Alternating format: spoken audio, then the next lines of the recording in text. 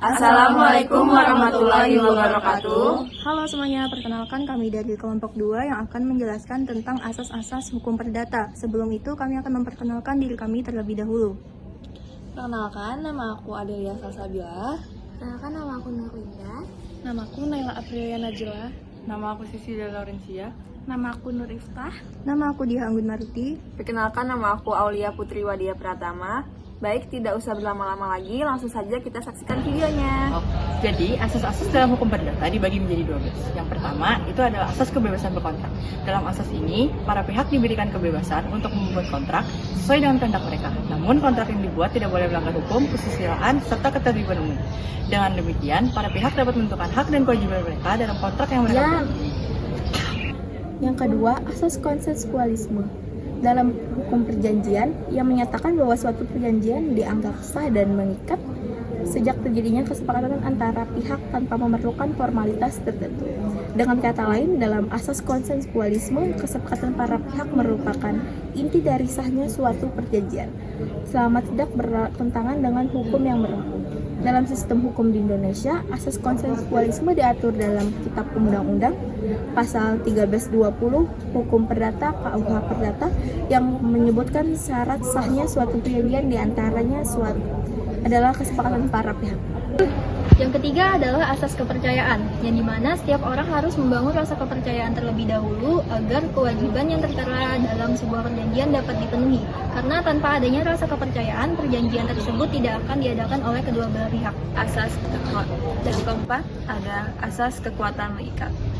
Asas ini merujuk kepada para pihak yang mengadakan perjanjian harus mentaati segala pokok yang ada dalam perjanjian yang telah mereka buat. Asas ini juga tercantum di dalam pasal 1338 ayat 1 KUH Perdata yang menyatakan segala perjanjian yang dibuat secara sah akan berlaku sebagai undang-undang bagi para pembuatnya. Yang kelima adalah asas persamaan hukum atau equality before the law. Asas ini menyatakan bahwa semua orang tunduk pada hukum peradilan yang sama. Menurut asas ini juga, setiap warga negara berhak mendapatkan perlindungan dari keadilan yang sama di dalam hukum. Hal ini juga diterangkan dalam Undang-Undang Dasar 1945 Pasal 27 Ayat 1 yang menerangkan bahwa segala warga negara sama kedudukannya di dalam hukum dan pemerintahan dan wajib menjunjung hukum tersebut tanpa adanya pengecualian. Yang keenam adalah asas keseimbangan. Asas ini adalah suatu asas yang menghendaki adanya pertukaran hak dan kewajiban sesuai proporsi para pihak yang membuat perjanjian. 7. Asas kepastian hukum. Asas kepastian hukum memberikan kepastian mengenai hak dan kewajiban ke setiap individu. Asas kepastian hukum memberikan skedul yang teratur. Asas kepastian hukum memberikan keyakinan bahwa aktivitas mereka akan berjalan dengan lancar. Asas kepastian hukum dalam nama lain adalah Pacta Sunt Servanda dalam pasal 1338 ayat 1 KUH Perdata menyatakan bahwa semua perjanjian yang dibuat secara sah berlaku sebagai undang-undang bagi mereka yang membuatnya. Yang kedelapan, asas moral. Moral merupakan unsur pembentuk hukum dan memiliki hubungan yang erat dengan hukum.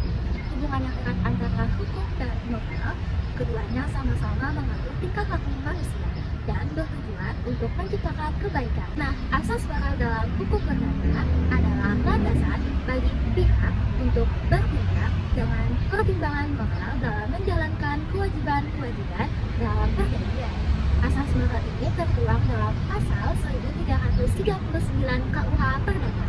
Kemudian, asas moral dalam hukum perdata juga memberikan motivasi kepada para pihak untuk melaksanakan perjanjian.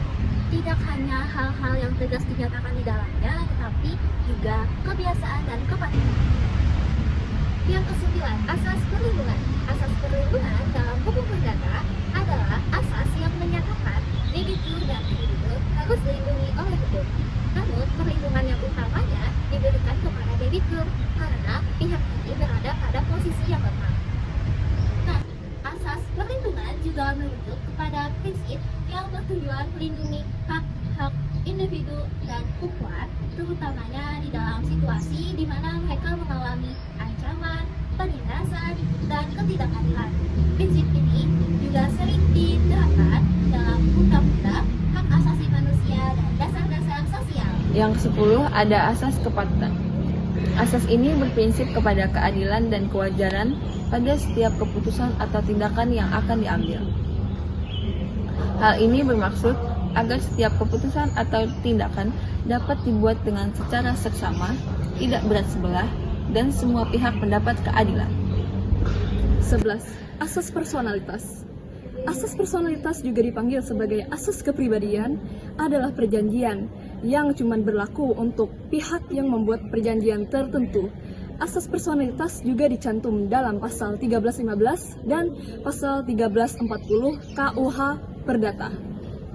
Dalam pasal 1315 dinyatakan bahwa pada umumnya tak seorang dapat mengikatkan diri atas nama sendiri atau meminta ditetapkannya suatu janji daripada untuk dirinya sendiri. Dalam pasal 1340 dinyatakan bahwa perjanjian hanya berlaku antara para pihak yang membuatnya. Yang terakhir adalah asas itikat baik. Asas ini menuntut kepada setiap pihak yang terlibat dalam hubungan hukum untuk bertindak dengan jujur tanpa niatan untuk menipu atau merugikan pihak lain. Itikat baik harus diterapkan dalam kegiatan bernegosiasi dan pelaksanaan serta penegakan kontrak.